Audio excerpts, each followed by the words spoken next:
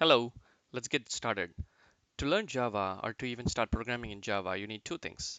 One is the actual Java to be installed so you can compile and run your program. The second is some type of IDE. IDE stands for Integrated Development Environment.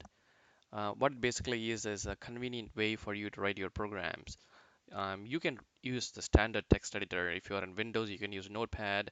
If you are in Mac, you can use any standard text editor program to create your Java programs. But using an IDE helps you in a lot of ways because it highlights if there are syntax errors that you are making and several things, and it just makes it easier to compile and run programs.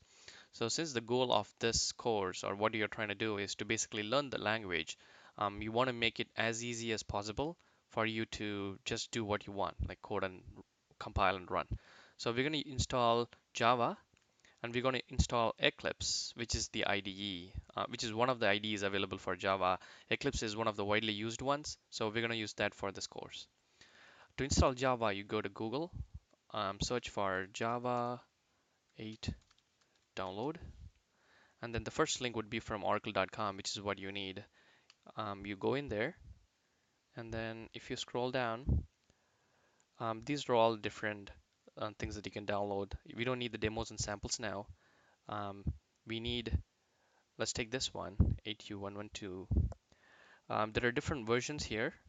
Depending on the operating system you use, you have to download the one that you need. The basic difference for each operating system is there is a 32-bit version and there is a 64-bit version.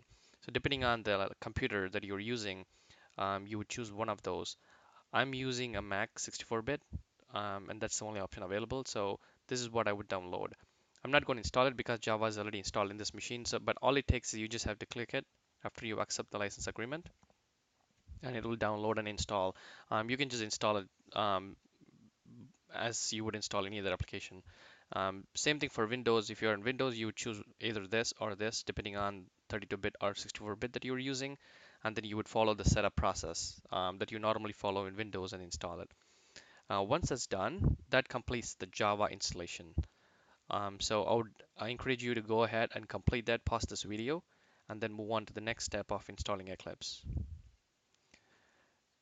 Now, considering you already have Java installed, now we're going to focus on the Eclipse installation. So same way, we go to google.com and then say Eclipse download. And then we go to the first link, which is the Eclipse downloads. Actually, if I go back, it's easier to click this. Eclipse IDE for Java EE. And then there are different download links available. Again, there is a 32-bit version and a 64-bit version for Windows and Linux. And there's just one version available for Mac. I'm going to click this. And again, I have Eclipse installed, so but you would follow the same process of downloading and installing Eclipse, just like how you would install any other application. So again, I would encourage you to pause the video, get that completed, and then once you're done, move forward. So considering you have Java and Eclipse installed right now, um, you would go to Launchpad in Mac and basically look for Eclipse. It would be there. You can start it.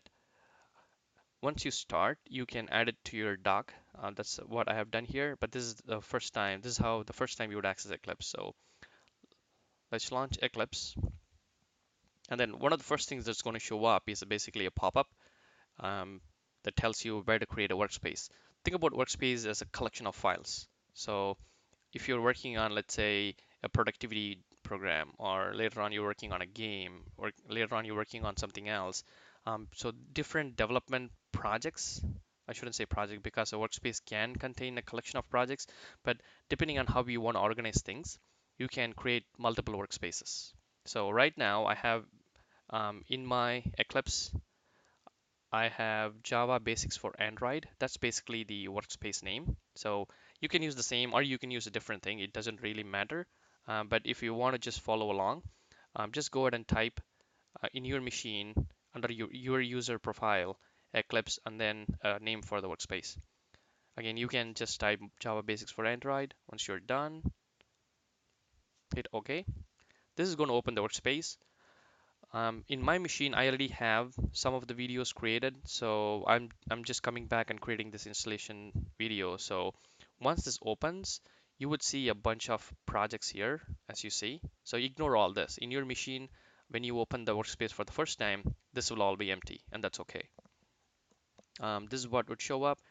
One of the first things that you need to do, depending on which machine or which type of OS you're using, if it's Mac, you would go to Eclipse Preferences, and if it's Windows, you will go to Window Preferences. So since I'm using Mac, I'm going to go to Eclipse Preferences. I'm just going to make this bigger. So go under Java and install the JREs. Just make sure this piece is added. Depending on which OS you're using, Java would be installed in different locations. Make sure there is a new JRE added, and the way to do that is you do add standard VM, and then you can go to directory and select the location where Java is installed in your machine. And that's basically that to it. And then it gets added. So what this is the JRE that will be used when you use Eclipse to run your programs. So for that, Eclipse needs that. So once it's done, you should be all set with the installation of Java and Eclipse, and all ready to do your first program. And that's what our next video is going to be, our very first Java program. Again, if you have any um, issues with the installation online, there are several sources about, or even docs about how to install Java and Eclipse for each of the operating systems. So I would really encourage you to use that, but the installation should be pretty straightforward. It should be pretty easy to install and get started. Thank you. See you in the next video.